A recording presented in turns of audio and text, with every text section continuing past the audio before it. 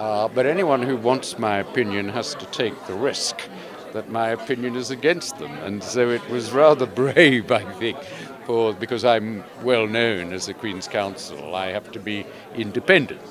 And I think the Armenian Centre in Britain took something of a risk by coming to me and asking my opinion, because, of course, I could have decided in favour of the Turks. And they were very distressed when I told them that I thought the Blue Book should be put on one side. I wasn't going to accept it as evidence.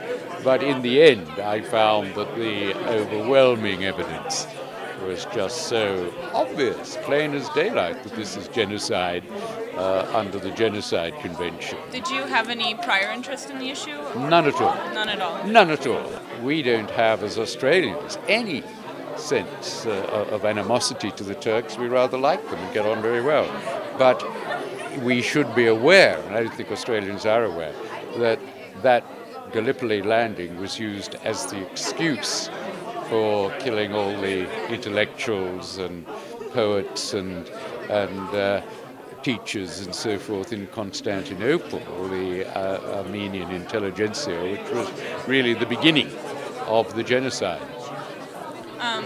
So since the Armenian Centre in Britain asked you for your ruling, have you been involved in any other way? Have you made any urges to?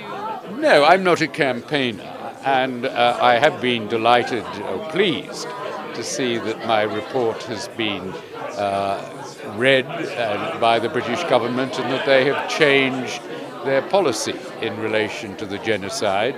I was extremely critical, and I thought it dishonest of them to say that the evidence was not sufficiently unequivocal, and they have now changed their tune considerably, and they go overboard in saying that it was a terrible atrocity, but they still won't use the G word, nor will America, because they're afraid of upsetting the Turks, because, as they say privately, the Turks are neuralgic about it, slightly crazy, and so they won't use the G word, but they will go so far as to use everything but, and they will say we don't think the genocide, we don't talk about genocide before 1948, when the Genocide Convention came in, which is a ludicrous position because it means they can't describe the Holocaust as genocide.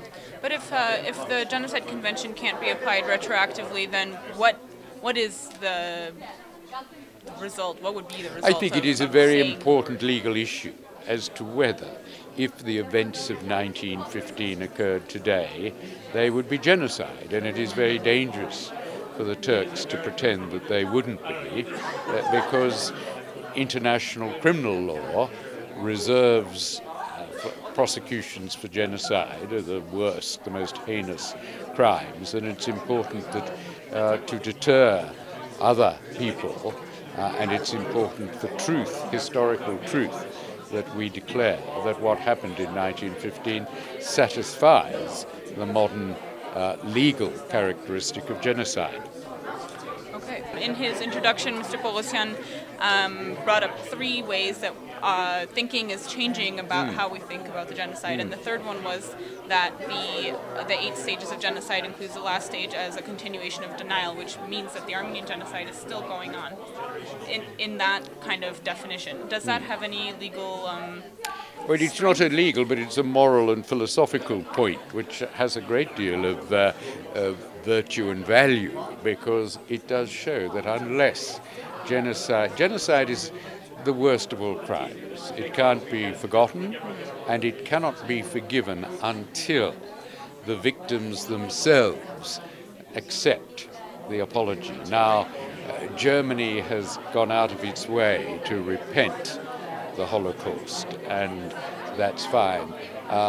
They've accepted it, they've compensated for it, they've done all sorts of things to make up for it.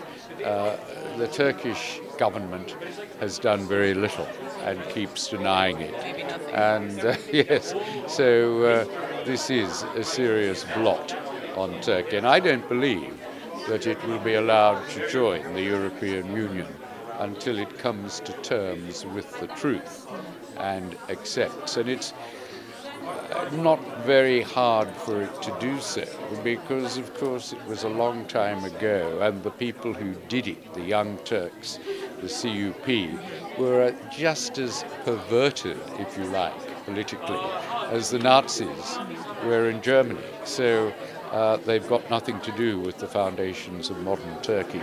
And I think if only the Turks would abolish Section 301 of their penal code, which makes it impossible for people to speak honestly about the genocide. Once Turkish people understood that, it might be much easier for them to come to terms with this period in their history. Okay, thank you. I actually thought that quite a bit of what was discussed tonight were new ways of thinking about the genocide, especially through the legal lens, from a legal perspective.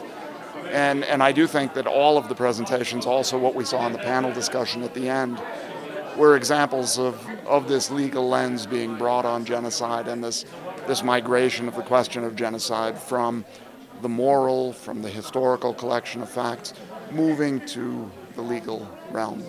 So yes, I was satisfied.